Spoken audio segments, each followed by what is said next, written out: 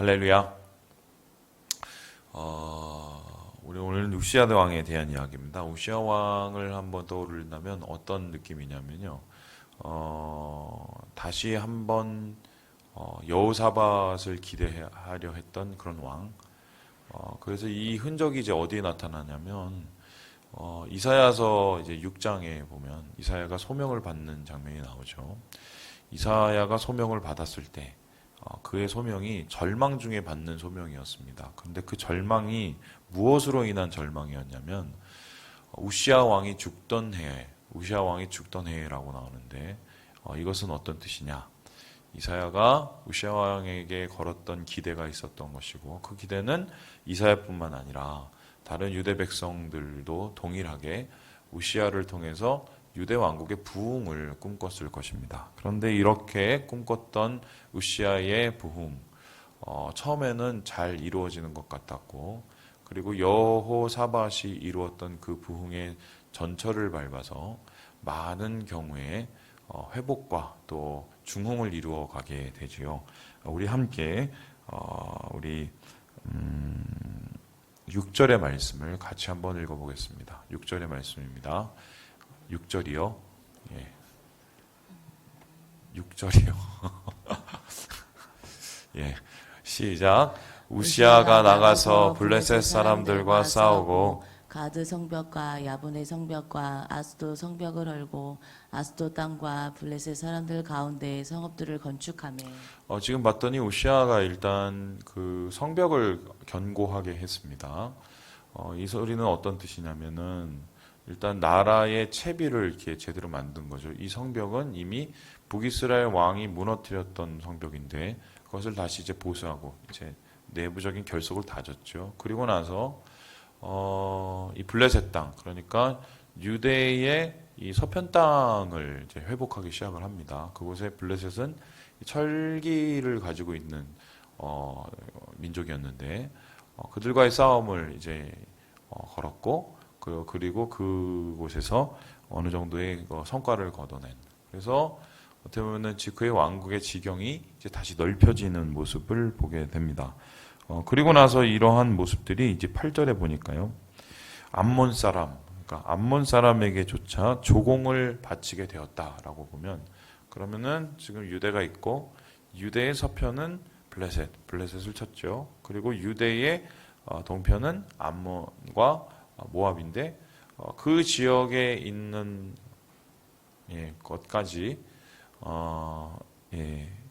잘 해주세요. 회복이 되었다. 뭐 이렇게 보면 되겠습니다. 그래서 지금 동편으로나 서편으로나 잃어버렸던 이 나라의 지경을 회복할 뿐만 아니라 이 나라에 뭔가 이제 그 체계를 만드는 일을 또 하기 시작을 하는데요. 우리 함께 10절을 같이 한번 읽어보도록 하죠. 10절입니다. 시작. 또 광야에 망대를 세우고 물웅덩이를 많이 파고 고원과 평지에 가축을 많이 길렀으며 또 여러 산과 좋은 밭에 농부와 포도원을 다스리는 자들을 두었으니 농사를 좋아함이었더라. 지금 보니까 이제 산업을 발전시켰습니다. 그러니까 지경을 넓힐 뿐만 아니라 내실을 다져서 백성들의 먹을거리를 챙겼죠. 그러니까 이제 백성들은 아무래도 이제 뭔가 나라가 꼴이 제대로 돌아간다는 것을 이제 경험하지 않았겠습니까? 그래서 이러한 이 기반을 가지고 그의 나라가 점점 더 융성해지기 시작을 했는데요.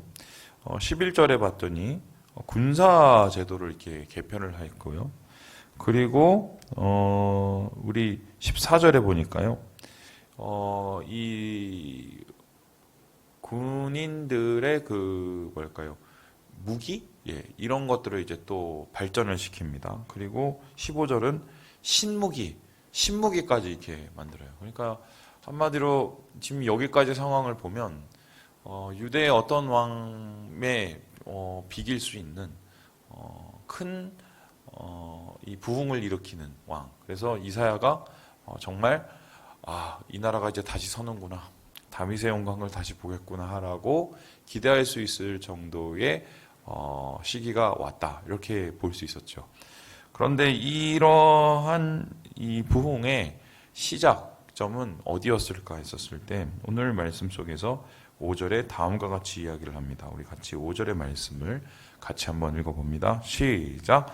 하나님의 묵시를 밝히 하는 스가랴가 사는 날에 하나님을 찾았고 그가 여호와를 찾을 동안에는 하나님이 형통하게 하셨더라. 여기서 굉장히 중요한 단어가 있죠. 찾았다라는 말입니다. 찾았더니 어떻게 해요? 형통했다. 이 찾았다는 단어는 다라쉬라는 단어인데요. 이 다라쉬라는 단어는 어떤 뜻이냐면 구하다라는 것입니다. 그러니까 하나님께 구하다. 하나님의 얼굴을 구했다라는 건데 하나님의 얼굴을 구했을 때 하나님이 그와 함께 하셨다. 그리고 그의 길을 형통하게 하시고 그의 나라를 온전케 하셨다라고 보겠습니다. 그래서 그의 부흥의 시작은 어떤 인간적인 계획이나 준비가 아니라 하나님을 구하는 신앙적인 토대 위에서 세워졌다는 것을 오늘 말씀 속에서 보게 되지요. 그리고 그가 하나님을 다라쉬할 수 있었던 이유는 무엇입니까? 바로 스가랴라는 영적 지도자가 그의 후견인이 되어서 어떻게 보면 그의 영적인 중심을 지키고 그리고 하나님을 찾을 수 있는 길을 도와주는, 그래서 이러한 스가랴의 영적인 도움을 통해서 이 우시아는 하나님을 찾았고 그래서 하나님의 형통으로 나라를 다시 세우게 되었다. 여기까지가 참 아름다운 그림이죠. 여기에서 끝났으면 참 행복했을 것 같아요. 그래서 아마 이렇게 해서 잘 나라를 만들어서 잘 지키다가 이제 뭐 왕실에 묻혔다. 이렇게 끝났으면 얼마나 좋겠습니까? 그런데 오늘 말씀의 끝이 그것이 아니었습니다. 이 사람도 결국은 교만의 벽을 이겨내지 못해요. 우리 함께 16절의 말씀을 같이 한번 읽어보겠습니다. 16절입니다. 시작. 그가 강성하여 짐에 그의 마음이 교만하여 악을 행하여 그의 하나님 여호와께 범죄하되 곧 여호와의 성전에 들어가서 분향단에 분향하려 한지라. 지금 보니까요, 강성하여졌다. 여기까지 이해되죠? 근데 이 강성은 하나님이 주신 형통입니다. 근데 강성하여지고 어떻게 됩니까? 교만하여졌다고 얘기합니다. 교만이라는 것은 우리가 어제 이 우시아의 아버지 아마시아를 통해서 보았지요. 교만은 무엇입니까? 듣지 않는 마음입니다. 그래서 자기의 생각으로 모든 것을 판단하는 마음이죠. 그래서 이 교만하는 마음이 생겨지고 자기의 판단에 근거한 행동을 하기 시작했는데 자기의 판단에 근거한 행동이 뭐였냐? 결국 살펴봤더니 향단을 들고 여호와의 성전에 들어가는 것이었습니다. 이것이 어느 정도의 충격이었냐면은 17절에 보니까 제사장 아사랴가 다른 제사장 80명을 데리고 가서 일종의 지금 시위를 할 정도였어요. 그러니까 지금으로 따지자면 어떤 거냐면 나라에 이제 뭐 입법부, 사법부, 뭐 행정부가 있는데 그 균형이 다 깨져버리는 거예요. 그래서 권력의 균형이 깨어져서 이제 완전히 이제 나라가 엉망진창 뒤죽박죽이 돼 버린 거죠. 그런데 이러한 분향을 왜 이렇게 제사장들이 힘들어했을까 했었을 때 이거는 엄연히 제사장의 일이었어요. 제사장을 하나님께서 세우신 이유는 하나님 앞에 제사를 대표해서 드릴 수 있도록 중재자로서 세운 게 제사장입니다. 그런데 제사장은 예배를 준비하면 되고 왕은 하나님의 뜻을 따라서 백성들을 잘 다스리면 돼요, 나라를. 그런데 지금 이 우시아는 교만해지고 강성해짐을 통해서 자기의 생각에 사로잡혔던 나머지 그 한계를 뛰어넘습니다. 정확한 한계가 아니라면 자기 분수를 뛰어넘죠. 분수를 뛰어넘어서 하지 않아야 될 행동들을 도발하게 됩니다. 그래서 제사장이 할 일을 뺏어서 거룩한 향로를 들고 하나님 앞에 나아가게 되죠. 그렇다면 이제 질문을 해봅니다. 왜 굳이 이런 행동을까지 했었을까? 여러 생각과 여러 가지의 이해를 할 수 있으나 제일 중요한 것은 뭐냐면 이런 거예요. 둘 다 붙잡고 싶었던 거예요. 그러니까 세상적인 권력과 동시에 어떤 종교적인 권력도 자기 손에 쥐고 싶었던 겁니다. 그래서 자기가 가지고 있는 그 권력 이상의 더 큰 권력. 그래서 그것을 통제하고 싶은 그런 마음. 그래서 하나님이 세워놓은 질서를 허물어 버리죠. 그리고 나서 어떻게 보면 제사장조차 하나님이 다스리는 제사장조차 자기의 휘하에 두고 자기가 부리기 원했던 말 그대로 이 엄청난 영적인 교만이죠. 이런 교만을 통해서 결론적으로 하나님의 심기를 건드리게 됩니다. 그래서 어떤 일이 일어납니까? 우리 함께 19절의 말씀을 같이 한번 읽어보겠습니다. 19절 말씀입니다. 시작. 우시아가 손으로 향로를 잡고 분향하려 하다가 화를 내니 그가 제사장에게 화를 낼 때에 여호와의 전안에 향단 곁 제사장들 앞에서 그의 이마에 나병이 생긴지라. 하나님께서 쳤죠. 어떻게 쳤습니까? 향단을 들고 들어가라고 했을 때 제사장이 하는 일을 자기가 하려고 했었을 때 아마 그가 생각에 꿈꿨던 것은 모세가 되고 싶었던 것 같아요. 예, 모세가. 그런데 하나님께서 그 길을 막아버리시죠. 그리고 어떻게 합니까? 그의 머리에 이마에 나병, 문둥병이 생기게 합니다. 이게 어떤 뜻이냐면 율법에 따르면 아무리 힘이 있고 아무리 가진 것이 많아도 몸에 흠이 있는 자는 성전에 들어갈 수가 없게 됩니다. 특별히 흠이라는 것은 여러 흠 중에 문둥병이라고 했던 옛날 그 한센병, 피부병의 일종인데요. 한센병보다 더 광범위한 피부병인데 이게 일단 생기게 되면 어떤 사람이냐면 집도 버립니다. 그리고 입던 옷도 버려요. 그래서 이거는 소위 말해서 그 당시에 이제 거의 금기시 되는 병이었는데요. 이러한 이 나병에 걸려서 한마디로 거룩하지 못한 사람이 되어 거룩한 성전 근처에 접근할 수도 없는 자가 되어버리고 말입니다. 그래서 이러한 여호와 하나님 아버지의 이 범죄함 때문에 받은 이 징계가 결론적으로 어떻게 됐느냐? 그 이후에 별궁에 들어가서 외부와 차단이 되어서 소위 말해서 창살 없는 감옥 생활을 하게 되는 그런 이 최후를 맞게 되죠. 그리고 그 최후 끝에 나중에는 어떻게 됐냐? 23절을 보니까요. 왕들의 묘실에도 들어가지 못합니다. 이유가 뭐냐?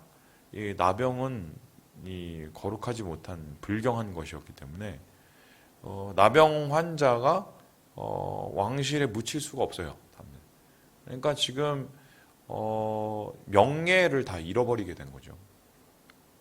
자, 그렇다면 오늘 말씀을 통해서 우리가 얻게 되는 이 교훈이 뭐냐? 저는 이렇게 생각을 해봤는데 찾으면 형통하고 잡으면 불행해집니다. 예. 내가 하나님을 찾으면 나의 연약함으로 하나님을 찾으면 하나님이 형통의 길을 열어주세요. 근데 반대로 내가 그것을 붙잡은 바에 더 붙잡으려고 애쓰면 내 손에 쥐인 것은 아무것도 없게 됩니다. 불행해지죠. 오늘 이 우시아는 넘지 말아야 될 선을 넘었어요. 넘지 말아야 될 선. 여러분 이것을 좀 오늘 묵상을 잘 해보시기 바랍니다. 우리의 신앙에도 넘지 말아야 될 선이 있어요. 예. 그 선을 넘어서는 안 되는 선이 있어요. 신앙인으로. 그게 예배의 기준이 될 수도 있고, 아니면 우리의 삶의 어떤 기준이 될 수도 있고, 근데 그 기준을 넘어서면, 그 기준에 넘어서는 이유가 교만이든 욕심이든 넘어서면, 그때는 돌이킬 수 없는 상황이 다가올 수 있습니다. 그래서 신앙은 어떻게 보면 하나님 안에서 주님의 얼굴을 구하는 것이고요. 또 다윗이 얘기했듯이 내가 교만한 마음을 버리고 어린아이가 젖된 아이가 어미 품에 있는 것처럼 가장 겸손한 마음으로 하나님을 바라보는 이 모습이 어떻게 보면 가장 신앙인다운 모습인데요. 이 선을 잃어버린 오늘 이 우시아는 말 그대로 비참한 최후를 맞이하게 되는 오늘 이야기를 보게 됩니다. 여러분, 그래서 다시 한번 우리 내일 예배를 준비하면서 점검했으면 좋겠습니다. 내가 지금 신앙하는 그 신앙생활에 넘지 말아야 될 선을 넘고 있는 것은 아닌지, 그 선은 도대체 무엇인지, 하나님께서 정말 원하시는 그 선, 그것을 기억하시고 하나님 안에서 은혜로운 주님을 찾고 형통을 누리시는 오늘 하루 되시길 주님의 이름으로 축원합니다.